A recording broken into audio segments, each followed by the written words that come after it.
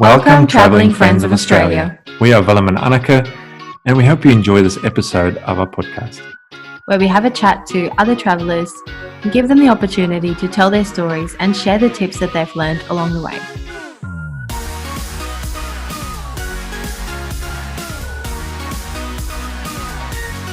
Today's guest, we have Chelsea. Her Instagram page is Journeys by Chelsea.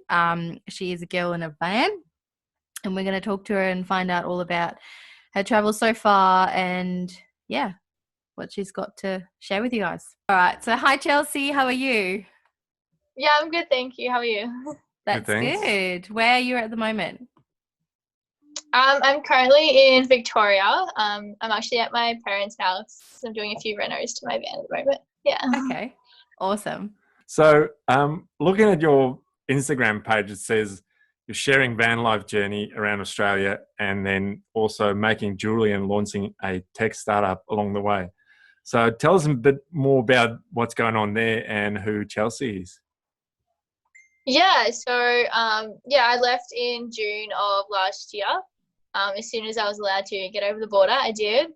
And I've pretty much been living in my van ever since. But yeah, in the last month or so, I've been back kind of parked up doing some work. But I have a jewelry label which is called Ylang Ylang Jewels. I fully hand make all that and sell it online and at markets and things.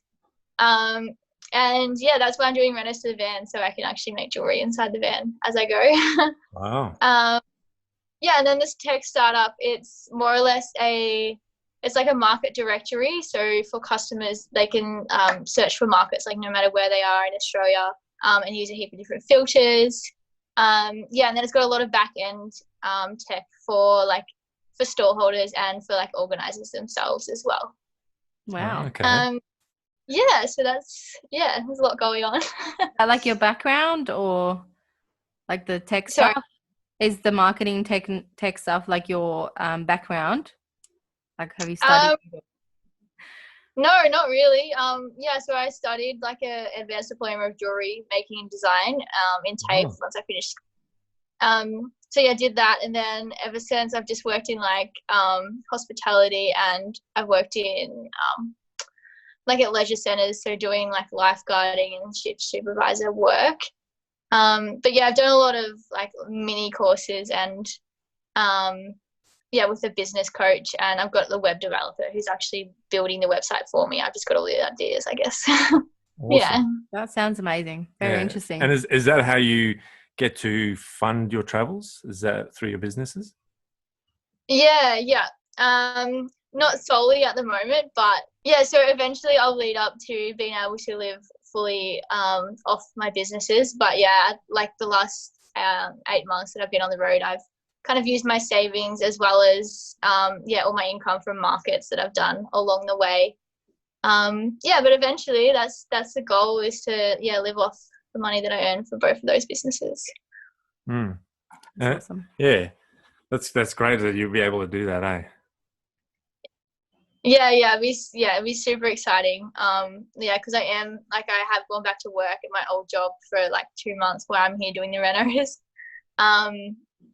It'd be nice to just be totally free and not have to come back for that. So before we start talking about the reno, what's going on there, tell us a bit on why you got started traveling and what did you have then? I traveled a lot as a kid, so I kind of had the travel bug from then. Like, we'd go for months and months on end in the caravan around Australia when I was little. Super lucky to have done that, and then always said that I wanted to do van life, but wasn't quite sure when I'd be ready to do it. And if I needed a partner, or if I needed like more of savings, like many things I thought I needed, but I really didn't. Then I had a car accident and had to like buy a car like really suddenly and had to choose what sort of vehicle. So I ended up with a van. And the thought was just that I could use the van to do my markets, and that was just like a practical vehicle. And then I gradually like built the van out. Then all of a sudden it was like a fully built van, and I thought, why not? I'll just leave and Yeah, when I left home originally, I said I'd give myself 2 weeks to see how I felt, and if it wasn't working or I just wanted to go on little trips, I'd just do that. But yeah, then I didn't come back for 6 months. Wow. Yeah, well, that's Yeah. just like, it's awesome. Obviously, it started with you being young and having that travel bug, but then it, like, you know, it was something that you obviously wanted to do, and the timing was right, and you felt that it was right, and everything just happened that way. Yeah, and you Yep. didn't need anyone else. You just went at it Yeah. alone. Yeah, I don't That's know if quite I would have daunting. done it Yeah. by myself as a younger. How did you find that? Like Yeah. hitting the road all by yourself? Yeah. The first probably month or so, I would say, was very rocky. There was I was a few times I was like, oh, I'll just turn around and just start heading home. Like, this is fun, but I think I need someone to do it with, or even just a friend in another van, something like that. But yeah, then I just learnt to actually be a lot more open-minded and met a lot of different people, and was sort of forced myself to have more confidence to go and just chat to strangers and and introduce myself at caravan parks or at the beach or whatnot. So yeah, then I met a few different people, and it just kind of flowed, and I would go a couple of weeks traveling with someone on and off, and then go for a month or so by myself, and then meet up with people. It worked really well, to be honest. Yeah, we had another traveler. I don't know if you've seen Hello Stranger. So Andy, he also said that he was actually a shy child when he was younger, and kind of traveling just made him. He had to put himself out there. He Yeah, had to step jump out out of of his his comfort comfort zone. zone, and he just needed to talk to people. But by doing that, he's just had so many good experiences, because Yeah, and met some that he awesome people. probably wouldn't have had if he was with someone and they were just doing their own thing. But because he was by Yeah. himself, he had to, outsource, I guess. Yeah, Outsource just talking to Friendship. humans. Yeah. yeah. Yeah, I definitely can relate to that. I'd go a few days and be like, right, I really should go and talk to someone else but other than myself. Yeah. So yeah, definitely can relate to that. Yeah. And what did all your friends and family think when you said to them, you're just going and you don't know, you're going by yourself? Yeah, there's a few people that were like, oh, are you sure? Yeah, there was a bit of uncertainty. But yeah, my parents were somewhat supportive. They would obviously love traveling, and they're about to hit the road full time as well. But yeah, I don't know, after a few weeks I think they were fine about it, and I'd kind of settled and knew my ways. Yeah. So yeah. Were you at any point concerned about your safety or, places that you'd visit? No, not really. No. Yeah, at the start I stayed in caravan parks and campgrounds mainly. And then just gradually kind of began to stealth camp and did free camps and that sort of thing when I was more comfortable. But yeah, I feel knowing that I'd met someone that was sort of close by, or I had contacts for that were close by, even though they weren't with me, if they were fellow travelers that were say 2 hours away, at least I had their contacts. If something did happen, I'd probably be able to call them and at least have support over the phone. Yeah. Yeah. Okay. Do you have any tips for single travelers, especially girls, I guess, who, how you, I guess you just kind of said it, but I mean, you don't really want to go to places where it's, I guess, quiet and Yeah. yeah. Yeah, I'd say just go for it, but be super aware. As soon as it's dark, I don't really like to leave my van, unless I'm with traveling with people. But yeah, other than that, just go for it, and just test it out. And yeah, maybe start with caravan parks and that sort of thing, or but honestly, just go for it, and you'll be fine. Yeah, as long as you're like willing to put yourself out there and really jump outside your comfort zone, then yeah, like I know like traveling isn't for everyone, but yeah, it's definitely a challenge that's made me grow. Yeah. So you chose van life. Tell us a bit about your setup you had, and now why are you renovating and what's happening now? Yeah, so when I left, I had a Volkswagen Transporter, which was a short wheelbase. So like I couldn't stand up in it and kind of could only sit down and do things. Yeah, and then I was just sort of gradually looking for a van, but knew I didn't really have time, or I didn't really want to build a full new van. But yeah, then I found one that was it was really close by, and went and had a look at it and basically bought it on the spot.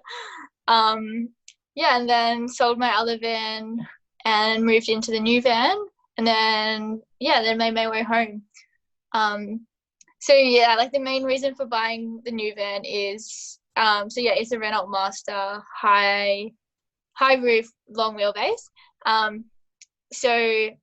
I can renovate it and actually have my jewelry studio on board and not have to like hire studios as I go, which is the main thing. And being able to stand up is just a game changer.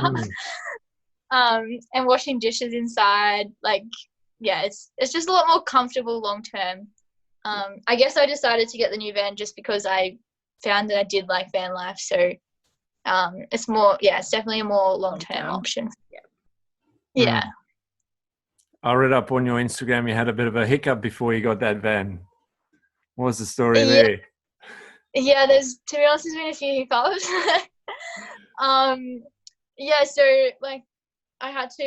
So I moved vans while being on the road, which was definitely a massive challenge in itself, considering I didn't like have a house to put like all my stuff.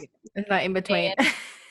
Yeah, like I didn't have anyone with me, so like I could only drive one van at a time. Yeah. Major. Logistically, it was a bit of a mess. Really recommend it for anyone. Yeah. But I don't know, I made it happen, and there was a lot of issues with like the roadworthy and changing the rego from different states, like because I wasn't in my home state.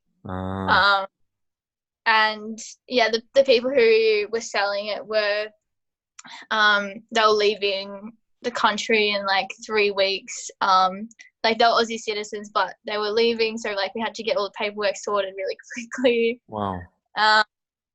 And then the day before, the guy rang me. He was like, "Oh, look, sorry, I don't think I can sell you the van. The roadworthy hasn't been passed, even though it was meant to." Yeah, it was all a bit of a mess. But I ended up just driving it back to Victoria on his rego, and then sorted out the roadworthy here, which has had a few hiccups as well, but it's all sorted now and in my name, and it's all good. It's all part of the van life journey. Yeah, I guess it's the kind of things you can't really see it when you go and inspect the car and stuff. So yeah, exactly. And like to get a roadworthy in each state is a bit different. Like they do all different tests, which made it hard as well. Wow. Some of your favorite destinations that you've been to so far, and maybe places that you still want to go and visit, and you've got maybe a plan to go and visit after the renos. After renos. Like I had a lot of spots, but for different reasons. I did a Whitsundays yacht trip with a bunch of legends, which was really cool. Like that was just a very spontaneous moment for me, and it was just perfect weather, like perfect conditions.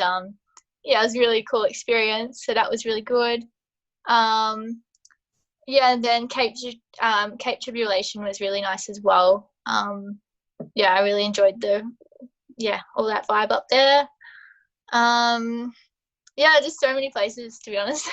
Not quite sure where I'm heading next, but possibly to Tassie if everything's all good. But I think I'll just wait until I'm ready to leave and then figure out what borders and all that sort of thing I'm allowed to cross. Who knows really? It's very hard to make plans. Yeah. So do you have a time frame on how long you still want to go for? Was this until you're fed up with it, van life? Yeah, no, it's like once I leave, so I'm planning to leave probably like the end of March around then. Um, yeah, and then from then onwards, it's kind of very open-ended. Possibly for like 3 to 5 years. Yeah, who knows? Long term, that's for sure. Yeah, because I'll be working and traveling, so I won't be really moving that fast as such. Yeah. Yeah, I wouldn't mind. Like I've been to Canada before, so I wouldn't mind doing van life over there. But yeah, other than that, I'm not too sure. Bit of a controversial one. Are you Right. looking forward to maybe meeting a guy along the way, or is that not in the cards? I mean, if yeah, maybe. I don't know how I'd go like letting them into my space in my van.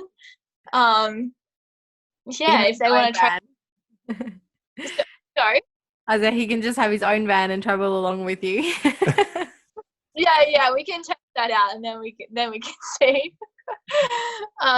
Yeah, definitely open to it though. Yeah, good. Just Why did you think of that? No, That's good.